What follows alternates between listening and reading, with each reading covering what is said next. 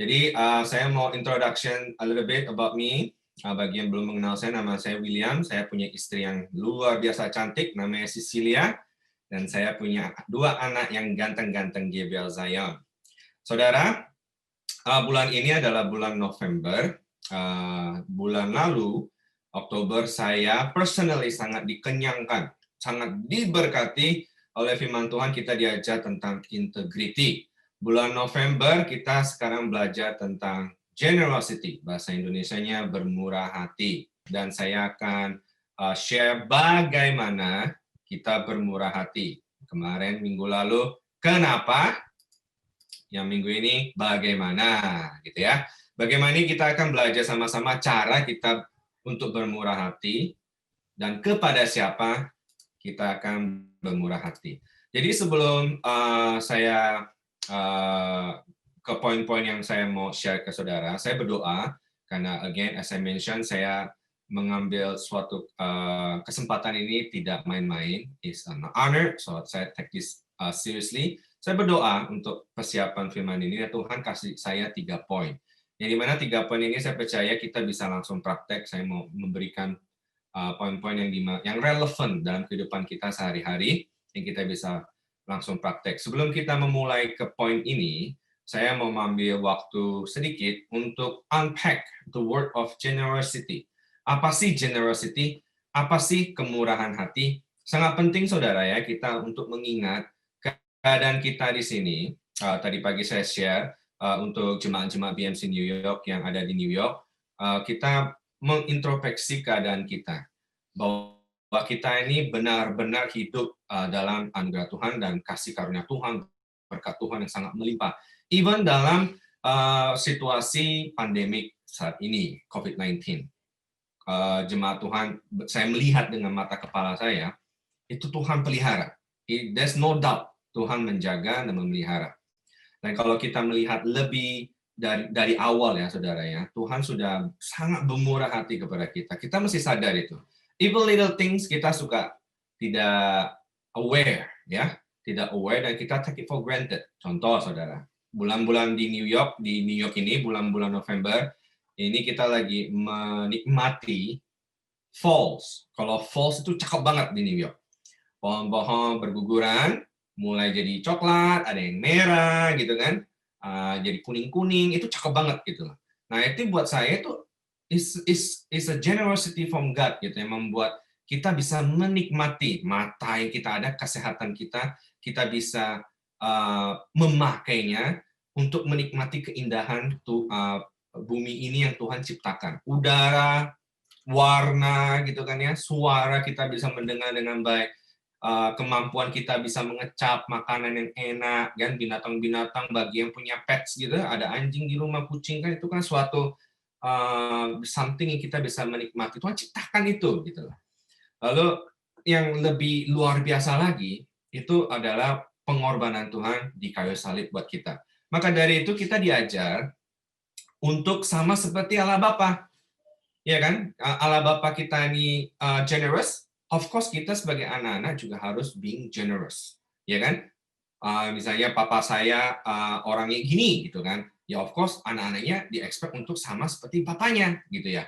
Jadi kita mau belajar lebih dalam lagi. Di 3 Yohanes ayat 1 pasal kedua dikatakan, saudaraku yang kekasih, aku berdoa, Yohanes berdoa, semoga engkau baik-baik, kita semua ya, dan sehat-sehat saja dalam segala sesuatu. Sama seperti jiwamu baik-baik saja. Dalam bahasa Inggris, I pray you may prosper. The word prosper itu luar biasa. In all things, in health, just as your soul prosper. Jadi saudara mesti ingat, saudara mesti sadar, kita ini didoakan dan kehidupan kita ini udah sangat amat diberkati dengan generosity dari Tuhan. Saudara harus tahu kalau kehidupan kita ini many times ya, most of the times itu dari dalam keluar. Jadi apa yang kita pikirkan dalam hati kita, dalam pikiran kita akan dimanifestasikan keluar. Jadi apa yang kita pikirin terus ya akan terjadi dalam our action. Contoh, kalau saudara berpikir selalu, aduh nggak cukup ini, nggak cukup, aduh saya udah kerja nih, aduh saya udah kerja banting tulang gitu kan ya, lalu masih kurang ini, masih ada goal yang saya mesti capai, wah nggak cukup gitu kan, pikirannya selalu aduh miskin, pikirannya nggak cukup, akan sangat amat susah untuk kita untuk being generous, sangat amat susah.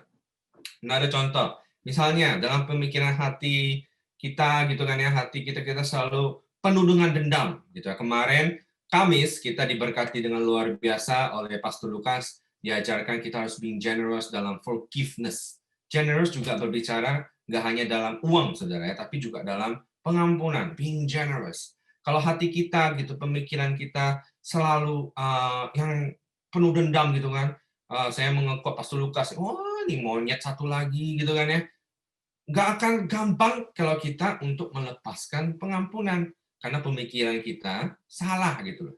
Inside out, input output, apa yang kita di dalam kita ini akan manifestasikan action kita. Another example lagi, misalnya pemikiran kita, hati kita kotor, pemikiran kita selalu penuh dengan kekotoran. Kotoran ini kalau saya boleh spesifik, misalnya kekotoran yang pornografi. Oh, kalau nggak ada orang gitu kan, nggak ada orang yang lihat, ambil cellphone, diem-diem di mana gitu kan, ngecek-ngecek, gini-gini, gitu-gitu gitu kan. Kalau pemikiran dan hati kita penuh dengan kekotoran, di luar action kita jangan kaget. Ya, ini izinkan saya say this word gitu. Misalnya action kita tuh jadi pada masturbasi misalnya kayak gitu-gitu. Onani itu kan perbuatan-perbuatan yang jijik gitu, nggak bagus gitu. Nah, jadi kita mesti jaga hati kita. Ini tugas kita, saudara. Tuhan menyuruh kasih kita perintah, jagalah hatimu dengan segala kewaspadaan. So that's our part untuk menjaga hati pikiran kita. Back to generosity.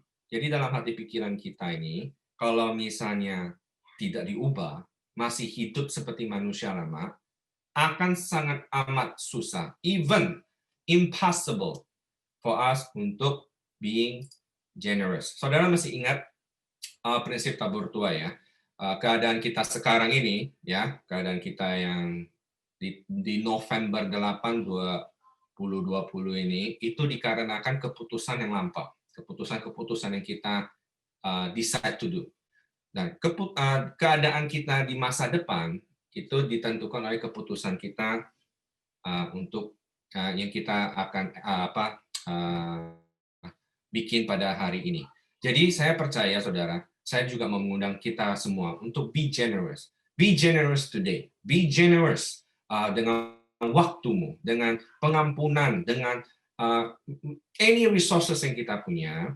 Maka di depan, kalau kita menuai generosity, di depan kita akan menerima sesuatu yang luar biasa. Itu kan sudah diajarkan, rahasia kebahagiaan. Kalau kita be generous today, ke depan kita akan bahagia. Kita be generous today, ke depan kita akan menerima kemurahan. So far so good, saudara? Yeah. Kalau semua bagus, mari kita baca Lukas 6 ayat 38, sorry. Berilah dan kamu akan diberi suatu takaran yang baik, yang dipadatkan, yang digoncang dan yang tumpah keluar akan dicurahkan ke dalam ribaanmu. Sebab ukuran yang kamu pakai untuk mengukur akan diukurkan kepadamu. Saudara, generosity is the quality of being kind and unselfish. Bahasa Indonesia, kemurahan hati adalah kualitas bersikap baik dan tidak egois. Ingat-ingat itu, saudara. Catat kata-kata itu, garis bawahi bersikap baik dan tidak egois. As I mentioned earlier, generosity tidak berbicara tentang uang, saudara ya. Tidak berbicara uang saja. Uang is one of many tools yang kita bisa pakai untuk being generous. Being generous can be dalam waktu, dan juga pujian dan pengampunan. Being generous, gampang untuk say thank you untuk pelayananmu, thank you sudah ini sudah itu. Dan kalau misalnya melakukan kesalahan, minta maaf. Dan juga generous is as simple as give a smile to people yang bertemu dengan kita. Banyak orang kalau misalnya melihat orang senyum itu sangat diberkati loh. Banyak orang tuh karena banyak yang stres kan ya. Kalau ketemu orang yang senyum-senyum bisa ikut happy, itu generous. Kalau misalnya saudara ngelihat orang gitu, mukanya ini galak itu nggak ada yang suka, saudara. Jadi be generous with your smile juga. Ini ada personal, saya teringat, saya hidup di Amerika, New York, sudah hampir 20 tahun, jalan 20 tahun. Dan pertama-tama saya nyampe di New York, itu lagi musim dingin ya.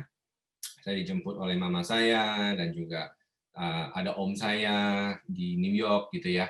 Dan saya diajak kemana-mana, muter-muter sana-sini, lihat, oh New York kayak gini, happy gitu ya. Tapi keadaan kami waktu 20 tahun lalu itu berbeda dengan saat sekarang. Jadi 20 tahun lalu kami masih nggak ada mobil gitu kan. Jadi kemana-mana masih naik bus, masih jalan, even jalan gitu. Saking kita uangnya pas-pasan, kalau bisa jalan-jalan daripada bayar Metrocard. Sampai kayak gitulah, kira-kira begitu. Jadi suatu saat saya sudah nyampe di New York, dan saya senang sekali ya bisa bertemu dengan keluarga. Dan saya dengan om saya, salah satu keluarga saya yang ada di sini juga sangat dekat. Saya diajak kemana-mana, jadi saya spend time sama dia, muter-muter sana-sini, ngobrol gitu ya. Nah, ngomong, muter-muter, saya mulai realize om saya ini kok kayak nggak happy ya di New York gitu. Saya pikir di New York ini adalah land of opportunity gitu kan. Jadi dia happy, tapi saya lihat-lihat kok ternyata dia nggak happy, stres gitu kan. Punya ngobrol, gitu. Oh ternyata dia ini lonely, saudara. Lonely dan juga ya stres soal kerjaan gitu kan. Jadi dia nggak ada teman, nggak ada komunitas. Nah, ada satu poin di mana saya dan om saya ini mengenal Tuhan itu saat yang bersamaan. Kita mengenal Tuhan Yesus saat yang bersamaan kira-kira 20 tahun yang lalu. Jadi journey kami berdua mengenal Tuhan itu berbarengan gitu, saudara. Jadi dia share gitu ya.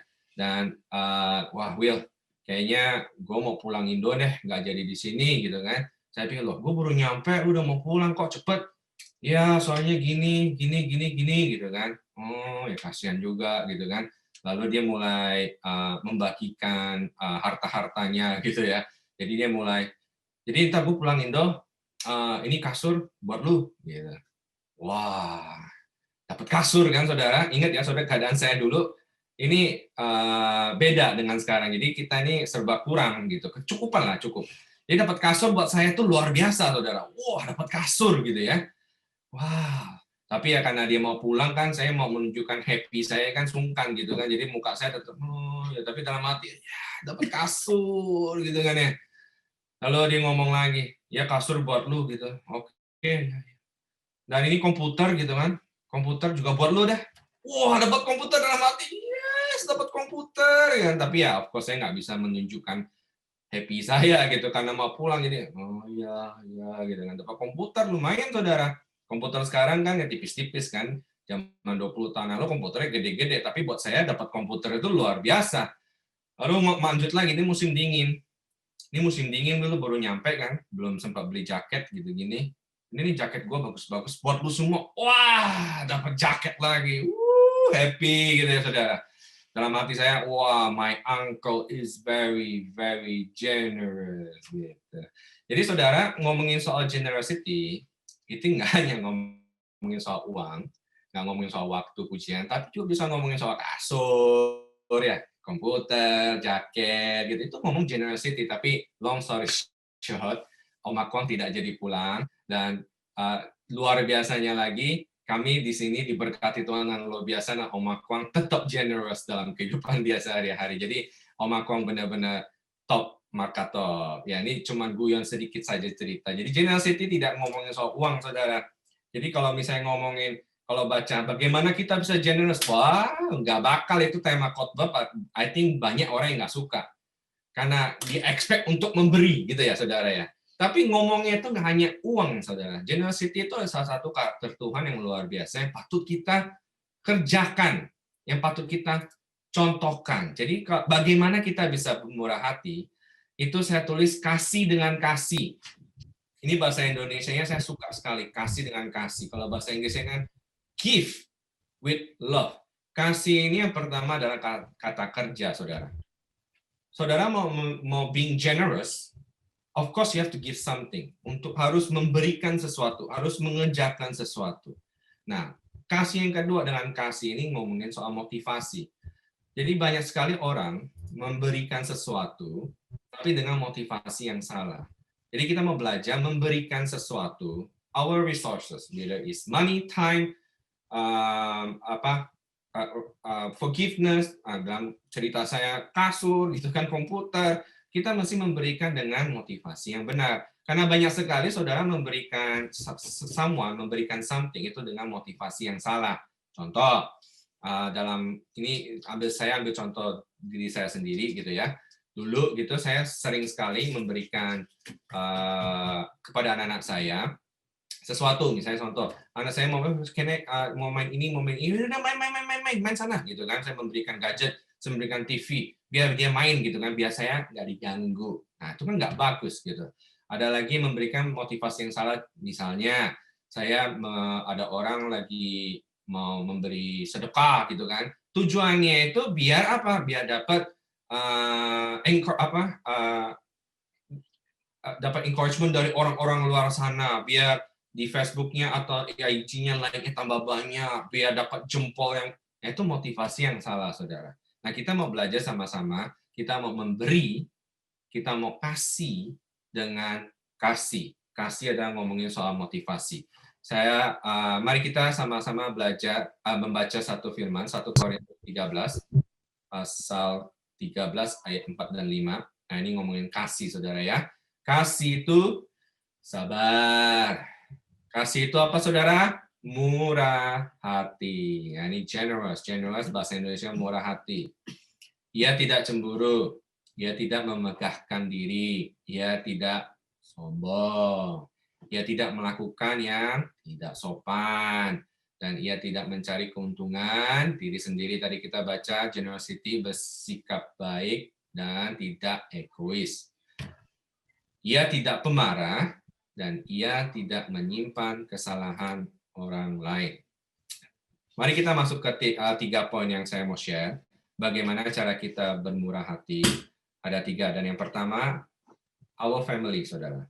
Ini bagaimana caranya kepada siapa ya, kita mau fokus on that. Yang pertama, kita bisa langsung praktekkan kemurahan hati kita. Number 1 is to our family, because our family is always with us. Jadi bersikap baik dan tidak egois terhadap keluarga kita.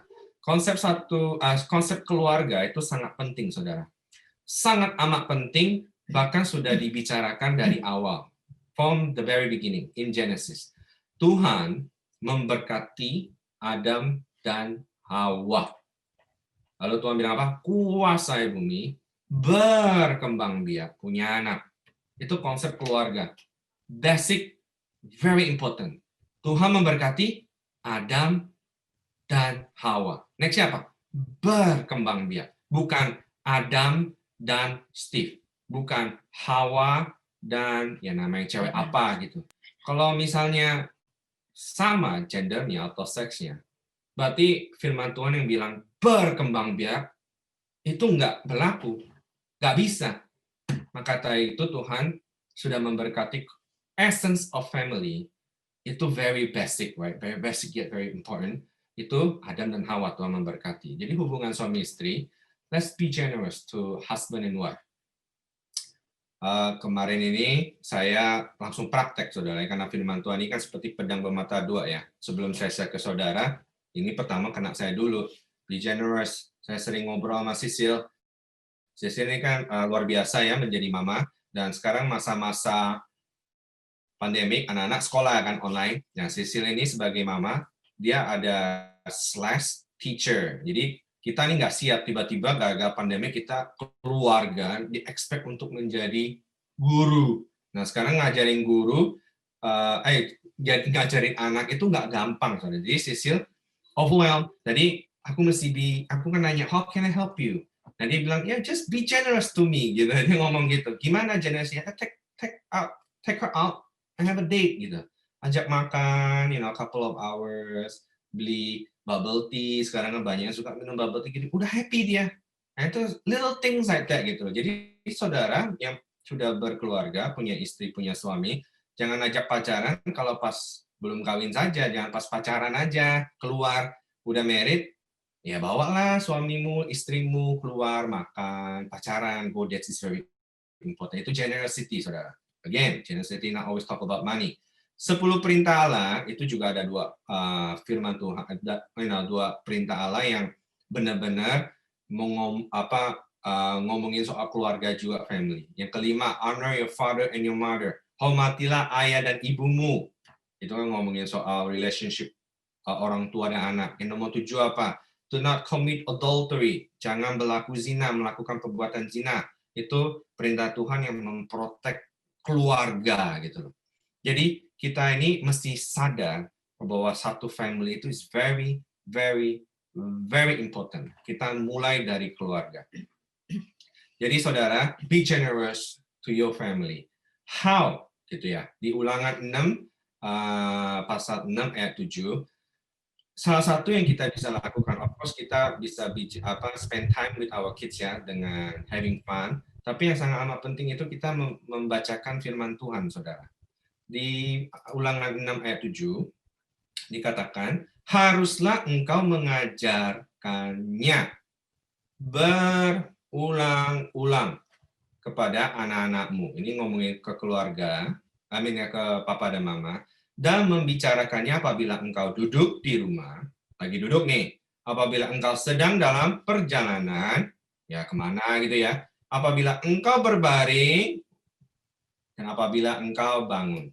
Intinya saudara, kita diajar untuk berulang-ulang untuk mengajarkan anak-anak kita tentang firman Tuhan.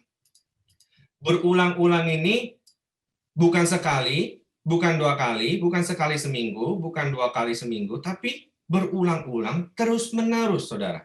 Yosua pasal 1 ayat 8 dikatakan, janganlah engkau lupa kitab Taurat, renungkanlah siang dan malam. Mazmur 1 juga dikatakan sama, renungkanlah firman Tuhan siang dan malam, saudara.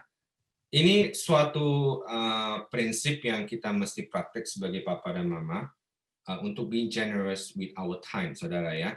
Anak-anak kita ini yang masih mungkin banyak yang masih kecil gitu, dan mungkin yang sudah ada teenager atau mungkin yang sudah young adult, right? Ini mereka semua, ya benar, mereka perlu uang, maybe perlu all the gadgets, important yang gadgets untuk sekolah online sekarang, ya lain-lain lah, perlu keyboard keluar apa, tapi yang mereka saat ini sangat mereka perlukan itu adalah waktu kita orang tua, gitu, waktu kita.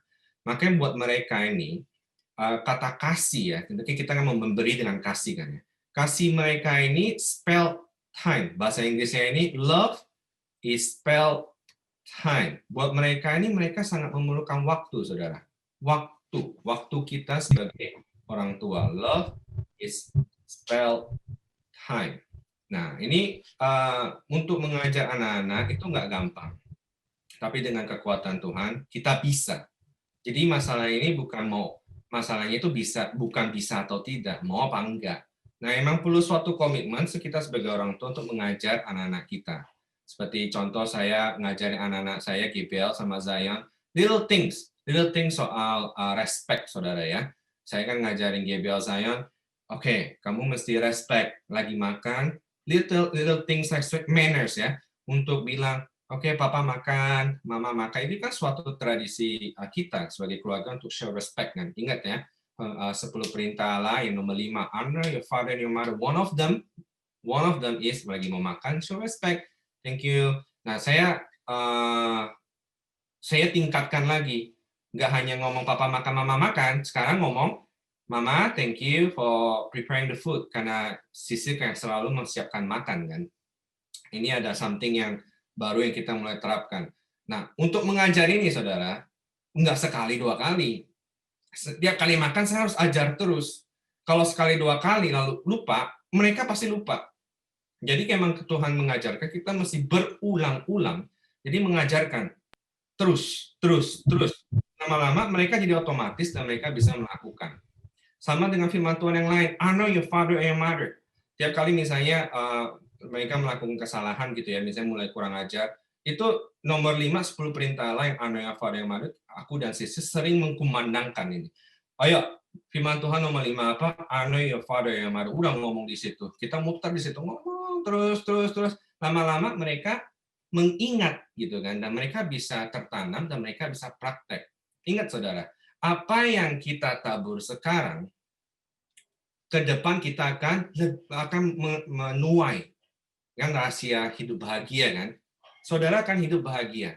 Saudara akan menerima kemurahan Tuhan.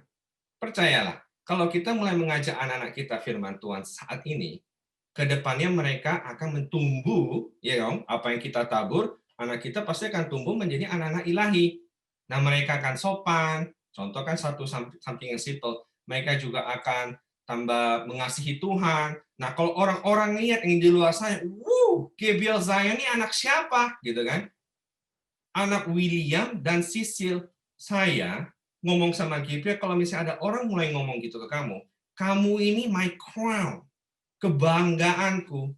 Kamu ini papa mamanya crown. Itu ada di Amsal, saudara. Jadi, kalau misalnya nih, kebalikannya, saya nggak pernah ngajarin firman Tuhan. Saya nggak pernah ngajarin dia respect. Saya nggak mau ambil waktu. Saya nggak mau generous. Udah. Nggak usah, wes.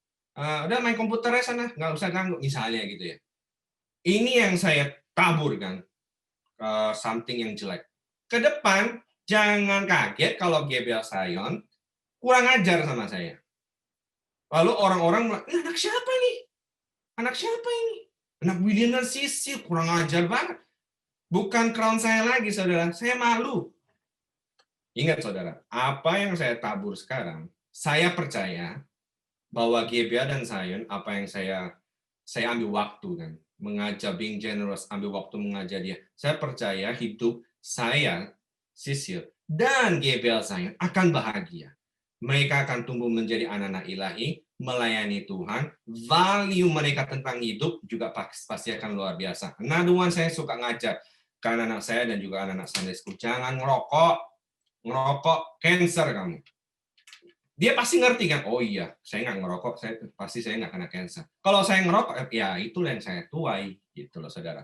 Jadi saudara, saya mau encourage papa dan mama, ini kan juga banyak papa-papa dan mama dan yang ikut Sunday School juga, terus gitu loh, encourage anak-anak kita. Udah, ayo ikut Sunday School. Sunday School nggak cukup, saudara.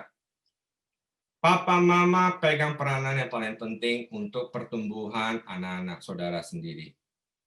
Firman Tuhan perlu diajar berulang-ulang. Pastor Yongki, saya ingat sekali quality time-nya Pastor Yongki, Bu Yongki, dan Kesha, itu lagi tidur-tiduran di kasur. Itu quality time, saudara.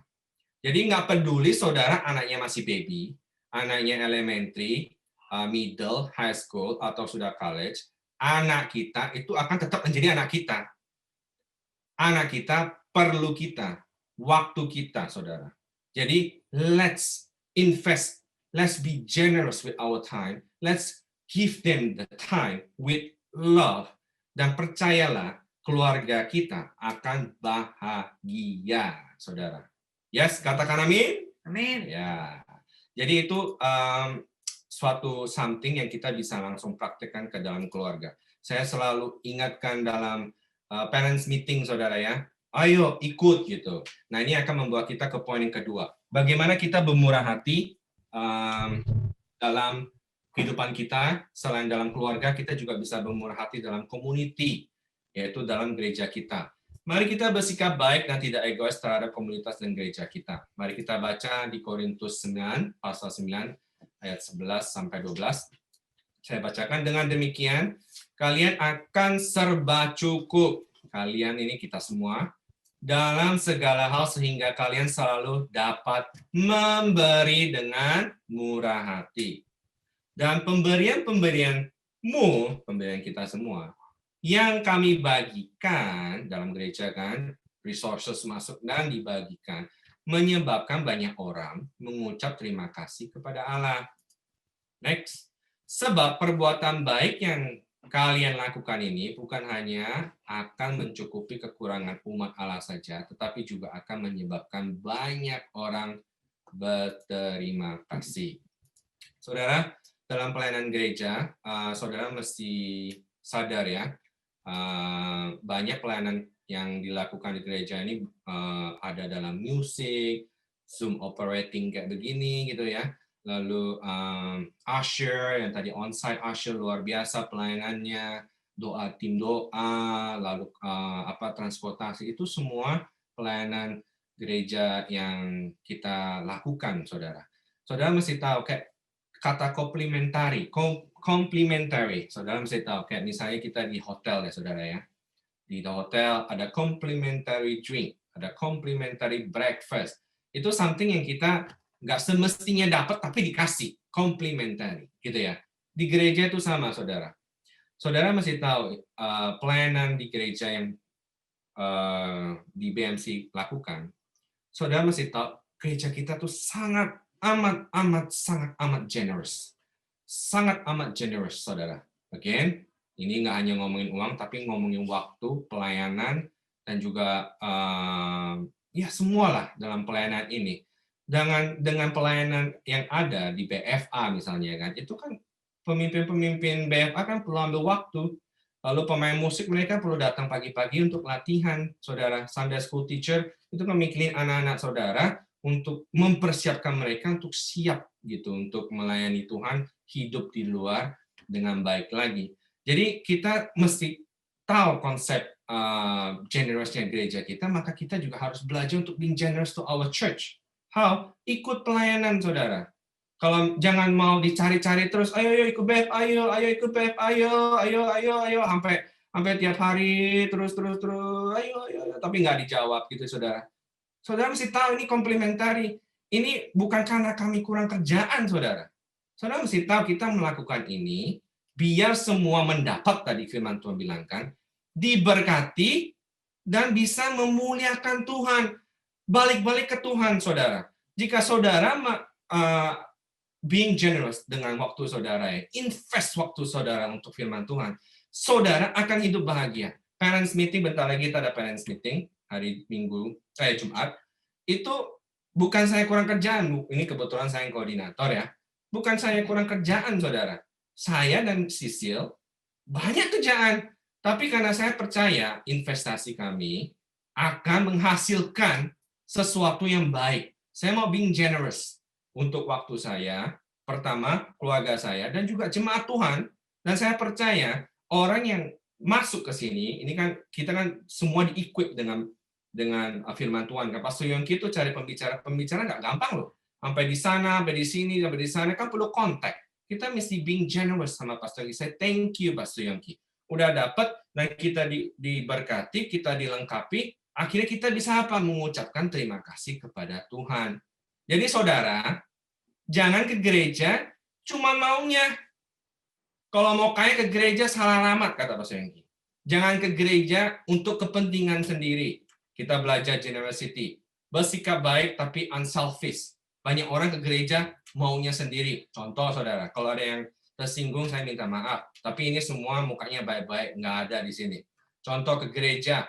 Oh, saya ke gereja karena saya perlu status, perlu orang yang sponsor. Jadi ke gereja.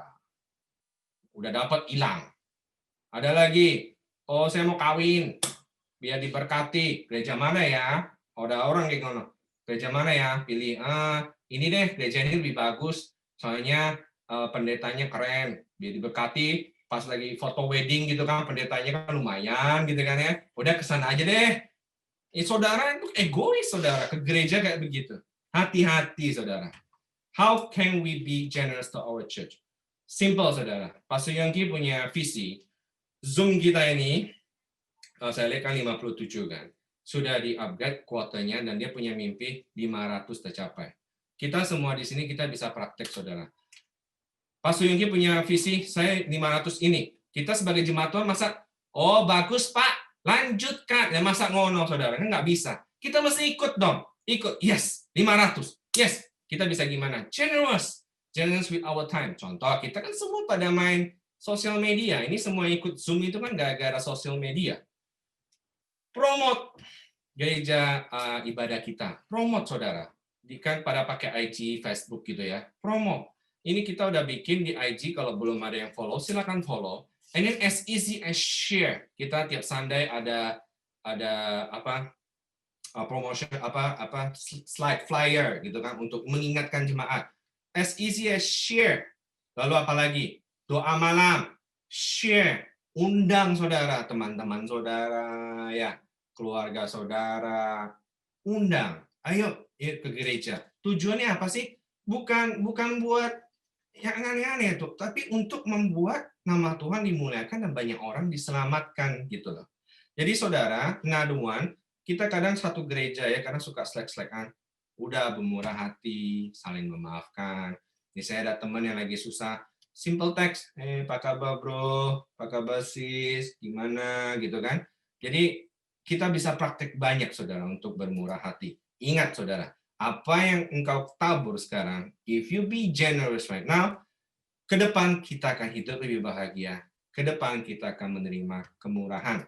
Yang ketiga, saudara, saya sudah mau selesai. 3 ini bagaimana kita bermurah hati.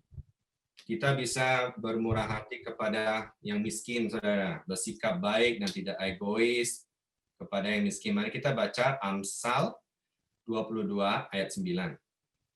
Orang yang baik hati akan diberkati. Itu firman Tuhan, saudara. Semua kan percaya firman Tuhan kan. Tadi kita baca satu statement yang luar biasa. Firman Tuhan itu hidup Yesus sendiri. Jadi ini bukan cuma kata-kata atau beautiful quote, saudara. Tapi ini firman Tuhan adalah firman Tuhan yang hidup. Orang yang baik hati akan diberkati karena ia membagi rezekinya dengan si miskin. Mari kita baca Amsal 11, 24-25. Ada yang menyebarkan harta, tetapi bertambah kaya. Wow. Ada yang menghemat secara luar biasa. Wah, itu ngomongnya udah pelit nih.